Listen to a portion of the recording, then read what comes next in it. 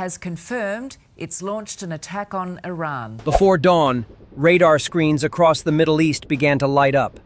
Blips multiplied. Trajectories converged. Alarms echoed through command centers at sea and on land.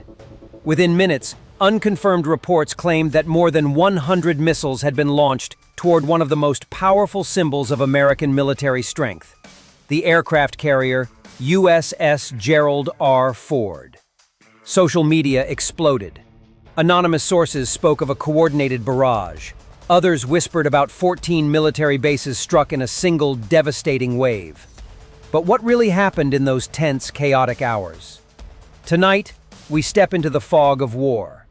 According to early accounts circulating online, the attack began with a sudden saturation strike designed to overwhelm layered air defenses. Ballistic missiles allegedly arced high above the atmosphere before plunging back toward their targets, while cruise missiles and drones were said to skim low across the water, attempting to evade detection. If true, it would represent one of the most ambitious missile operations ever directed at U.S. forces in the region. Yet as the claims spread, so did questions. Were all the incoming threats intercepted, as some officials suggested? Or did at least a handful break through the defensive shield? The USS Gerald R. Ford is not just another warship. It is a floating fortress, equipped with advanced radar systems, electronic warfare capabilities, and a protective screen of escort vessels trained precisely for scenarios like this. Any real engagement would have unfolded in seconds. Detection, classification, interception. Missile defense systems would have fired in rapid succession, streaks of light cutting across the sky in an attempt to neutralize every incoming projectile.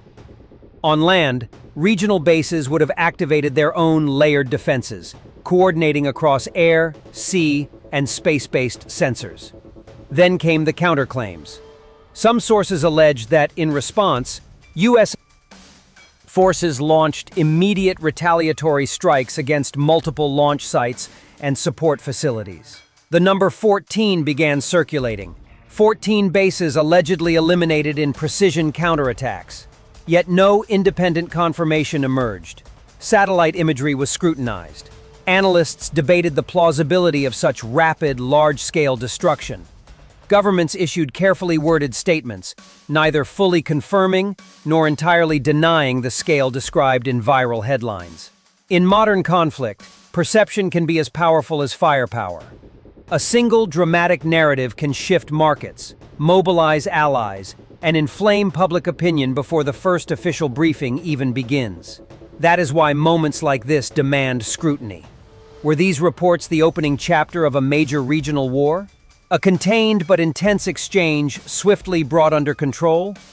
Or an information battle layered on top of real but more limited military activity? In this video, we will break down what is known, what is claimed, and what remains unverified. We will examine the capabilities of modern missile defense systems, the strategic importance of carrier strike groups, and the broader geopolitical stakes if such an attack were ever to be fully confirmed. Because in an era of hypersonic weapons, drone swarms, and instantaneous global communication, the line between rumor and reality can blur faster than ever before. Stay with us as we separate signal from noise and explore how close the world may or may not have come to a dramatic escalation at sea. In the weeks leading up to the reported confrontation, tensions between Iran and the United States had been building in ways both visible and subtle. Officially, diplomatic language remained cautious, but beneath the surface, military movements suggested preparation for something more serious. The United States had increased its naval presence in the region, with the USS Gerald R. Ford carrier strike group, operating in nearby waters as part of what the Pentagon described as a routine rotational deployment. In reality, such deployments often serve dual purposes: deterrence and readiness.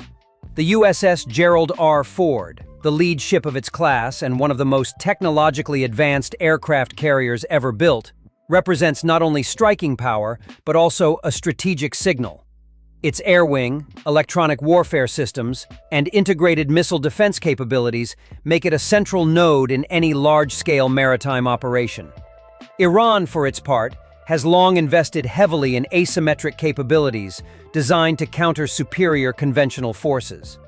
Over the past decade, it has expanded its arsenal of ballistic and cruise missiles, improved drone technology, and refined tactics centered on saturation attacks intended to overwhelm layered defenses. Public military exercises showcased missile launches from underground facilities and mobile platforms, reinforcing Tehran's message that it could threaten regional bases and naval assets if provoked. While much of this posture is defensive in official rhetoric, it has consistently been framed as a response to what Iran views as encirclement by U.S. forces and allied states. In the days before the alleged missile launch, regional intelligence chatter reportedly intensified. Analysts monitoring open-source data noted unusual naval maneuvers and temporary flight restrictions in certain corridors. Commercial satellite imagery appeared to show heightened activity at several known missile sites. Although none of this confirmed imminent hostilities, it added to a climate of uncertainty. Markets reacted nervously, and regional governments quietly elevated alert levels at key installations. The USS Gerald R. Ford's presence was especially significant. As the newest generation of U.S. carriers, it incorporates advanced radar systems and a redesigned flight deck intended to increase sortie rates. Its escorting destroyers and cruisers are equipped with Aegis combat systems, capable of tracking and intercepting multiple targets simultaneously. In strategic terms, positioning such a strike group within range of potential flashpoints serves both as reassurance to allies and as a warning to adversaries. According to defense officials, the carrier group had been conducting joint exercises focused on air defense integration and rapid response scenarios just days before the incident, a detail that would later fuel speculation about how prepared it truly was. At the same time, Iran's leadership had issued statements emphasizing its readiness to respond to any aggression. State media highlighted recent upgrades to missile guidance systems and claimed improvements in accuracy and range. Independent analysts have long assessed that Iran possesses the largest missile arsenal in the Middle East, though precise numbers and performance characteristics remain classified or debated. In one widely circulated but unverified report, a senior regional security official claimed that a previously unseen variant of a medium-range missile had been quietly deployed to coastal units, capable of targeting moving naval assets with enhanced terminal guidance. While this claim has not been independently confirmed, it contributed to growing speculation that any confrontation would not resemble past limited exchanges. By the eve of the reported attack, the strategic picture was defined by deterrence layered upon deterrence. U.S. forces signaled readiness and technological superiority. Iran signaled resilience and the ability to strike back in unconventional ways. Both sides understood the risks of escalation, yet both continued visible preparations that, intentionally or not, heightened the sense that a spark could ignite a broader confrontation. In such an atmosphere, even routine movements could be misinterpreted, and unverified reports could gain traction with alarming speed. Whether the subsequent claims of a massive missile barrage reflected reality, exaggeration, or information warfare, the prelude to that moment was unmistakably marked by escalating military posture, sharpened rhetoric, and a region bracing for the possibility that deterrence might fail. Shortly after midnight local time, the first indications of a coordinated strike reportedly appeared not in dramatic explosions, but as faint signatures on radar screens and infrared sensors.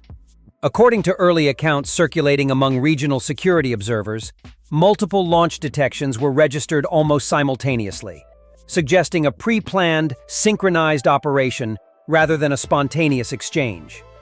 Analysts familiar with Iran's military doctrine have long assessed that, in the event of open confrontation, Tehran would likely rely on a saturation strategy, launching a mix of ballistic missiles, cruise missiles, and unmanned aerial systems in overlapping waves to complicate interception efforts. If the claims are accurate, this was precisely the pattern that unfolded. Ballistic missiles are designed to travel high into the atmosphere before descending at extreme speeds toward their targets, making them difficult to intercept without advanced missile defense systems. Iran has publicly displayed several medium-range ballistic missile types over the years, emphasizing improved accuracy and survivability through mobile launch platforms and hardened underground facilities. In addition to these, reports suggested the involvement of land attack cruise missiles flying at lower altitudes, potentially using terrain-following guidance to reduce detection range. The inclusion of drones, particularly long-range one-way attack drones, would be consistent with Iran's demonstrated emphasis on combining cost-effective systems with more sophisticated platforms to stretch defensive resources thin. The initial wave was described by some sources as numbering dozens of projectiles within minutes. Unverified communications intercepts, later cited by regional media outlets, claimed that at least 3 distinct launch zones were activated in rapid succession. Such dispersal would complicate counterstrikes and reduce the risk that a single retaliatory blow could eliminate all firing capabilities. While no official breakdown of missile types was released, speculation centered on a mix of medium-range ballistic missiles, capable of reaching maritime targets, and shorter-range systems aimed at fixed regional bases. The USS Gerald R. Ford carrier strike group, if indeed targeted, would have relied on a layered defensive architecture. Escorting destroyers equipped with advanced radar and interceptor missiles are specifically designed to detect and engage incoming threats at various phases of flight. Ballistic missile defense systems can attempt exo-atmospheric or terminal phase interceptions, while close-in weapon systems provide a last line of defense against threats that penetrate outer layers. According to defense analysts, such systems are capable of tracking and engaging multiple simultaneous targets, though a sufficiently large and well-coordinated salvo could test even advanced defenses. At roughly the same time, regional U.S. bases reportedly shifted to a heightened alert posture. Personnel were directed to harden shelters, aircraft were secured, and defensive batteries were activated. Some early narratives claimed that incoming missiles were tracked across hundreds of kilometers before interception attempts began. In at least one widely shared but unconfirmed account, a base commander allegedly described the sky lighting up with successive interceptor launches in rapid sequence, creating what observers compared to a storm of crossing contrails. While dramatic, such imagery aligns with how layered missile defense engagements might appear during a large-scale attack. One particularly intense claim suggested that a small number of projectiles altered trajectory in their terminal phase, hinting at maneuverable re-entry capabilities. Although some modern missile designs incorporate limited maneuverability to evade defenses, the extent to which Iran possesses operational systems with such features remains a matter of debate among experts. Still, even the perception of enhanced maneuverability would add psychological pressure during a live engagement. As reports spread, the number 100 became attached to the alleged barrage. Whether this figure represented the total number of projectiles launched, detected, or merely rumored remains unclear. Large numbers often gain traction in the early fog of crisis reporting, especially when official confirmation is limited. What is clear is that the narrative of a massive, coordinated strike fit within established military doctrines and regional capabilities. The opening phase of the alleged attack, characterized by rapid multi-vector launches and simultaneous targeting of naval and land-based assets, reflected the kind of high-intensity scenario that defense planners on both sides have long war-gamed but hoped never to see unfold in reality. As the incoming wave approached its projected impact windows, the focus shifted from launch origins to survival and interception. Modern naval doctrine is built around layered defense, and in a scenario of this scale, coordination would have been everything. Ships within the carrier strike group would not act independently, but as nodes in an integrated combat network, sharing targeting data in real time. Long-range radar systems would feed tracking information into fire control solutions, allowing interceptor missiles to be launched based on remote sensor input, rather than waiting for each ship's own radar confirmation. This engage on remote capability, widely discussed in defense circles, is designed precisely for high-density threats. According to later briefings attributed to defense officials, multiple intercept attempts were carried out nearly simultaneously, with outer layer interceptors engaging targets during their mid-course or terminal descent phases. The success rate became the central claim.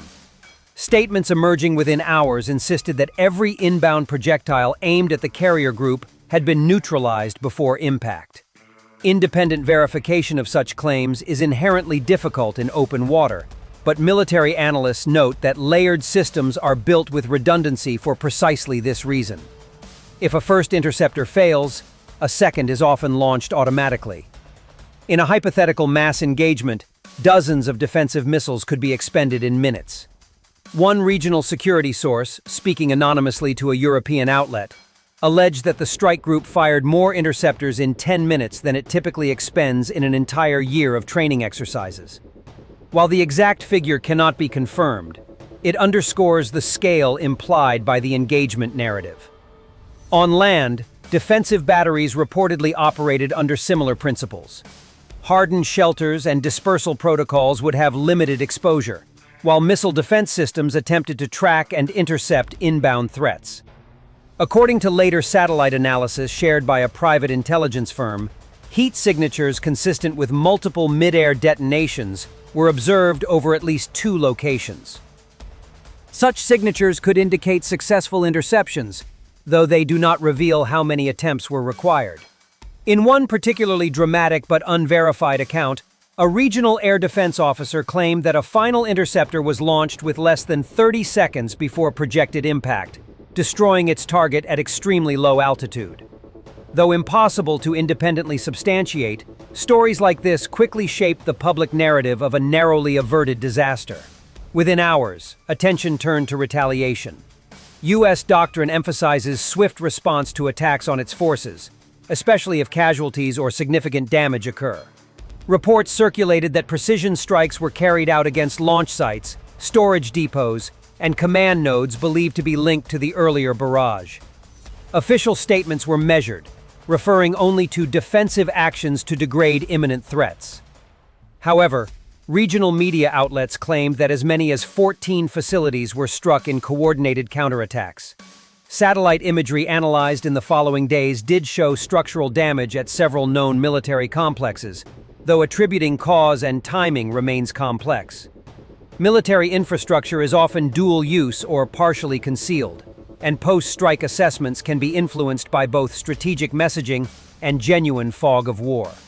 Precision-guided munitions, likely deployed from aircraft or naval platforms, would have been selected for their ability to minimize collateral damage while targeting specific infrastructure. Modern targeting relies heavily on intelligence fusion, combining signals intelligence, surveillance data, and pre-existing target libraries.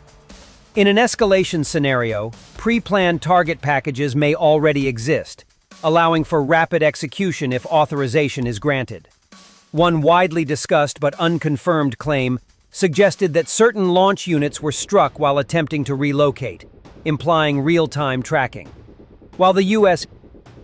possesses advanced surveillance capabilities, confirming such details publicly would risk exposing sensitive methods, making official silence unsurprising. The intensity of the exchange, if described accurately, would place it among the most significant direct confrontations between the two sides. Analysts compared the scale to previous regional crises, but noted that earlier incidents typically involved limited strikes or proxy engagements. A coordinated missile barrage aimed at both naval and fixed targets would represent a qualitative shift. Financial markets reacted accordingly, with oil prices briefly spiking amid fears of broader disruption. Regional governments urged restraint, while diplomatic channels reportedly remained active behind closed doors. Duration became another contested point. Some accounts describe the main exchange as lasting under an hour, a compressed but high-intensity window characteristic of modern missile warfare. Others suggested sporadic follow-on launches extended the tension into the early morning. The compressed timeline aligns with the nature of high-speed projectiles and automated defense systems. Decisions and engagements unfold far more rapidly than in conventional ground combat. A senior defense analyst remarked in a televised interview that in such scenarios, the decisive phase is measured in minutes, not days. Loss assessments remain opaque. Official briefings emphasized the absence of confirmed major damage to the carrier group and described defensive measures as effective. Independent imagery did not reveal visible catastrophic damage to major vessels, though such analysis has limitations. Onshore, the extent of destruction at alleged counterstrike targets varied, with some facilities appearing heavily damaged and others showing limited structural impact. As in many modern conflicts, information operations accompanied kinetic actions. Competing narratives sought to frame the outcome as either a demonstration of resilience and defensive superiority, or as proof of the ability to strike at even the most protected assets. Strategically, the episode reinforced several realities of contemporary warfare.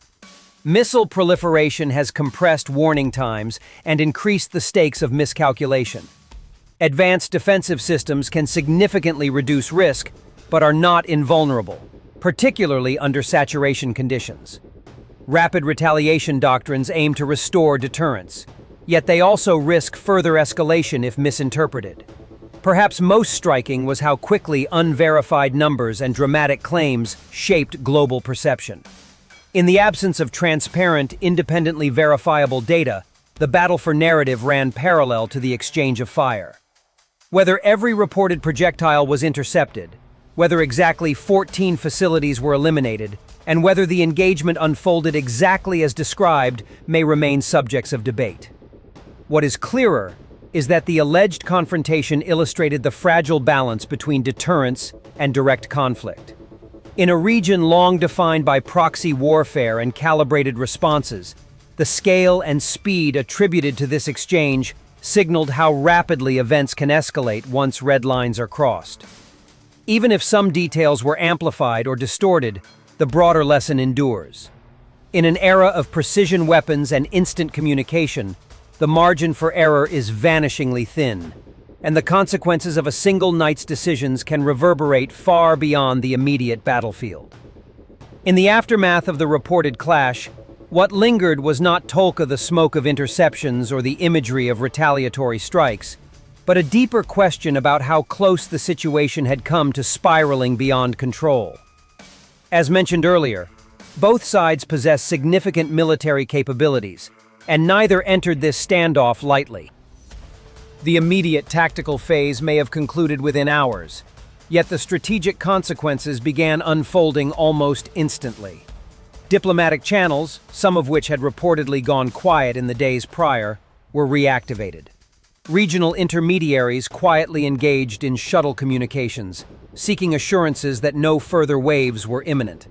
Publicly, statements were firm but calibrated, reflecting a shared understanding that escalation carries costs far beyond a single exchange.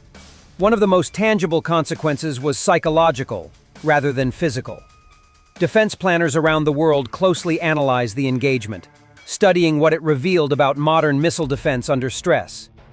Even if the most dramatic claims remained debated, the event underscored how rapidly a confrontation can unfold in an era of high-speed precision weapons. Military think tanks began publishing preliminary assessments within days, noting that saturation tactics, whether fully effective or not, forced defenders to expend expensive interceptors at a high rate.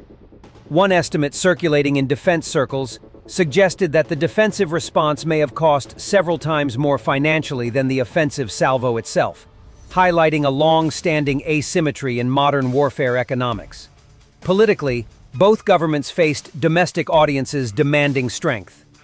In such moments, leaders must balance deterrence with restraint.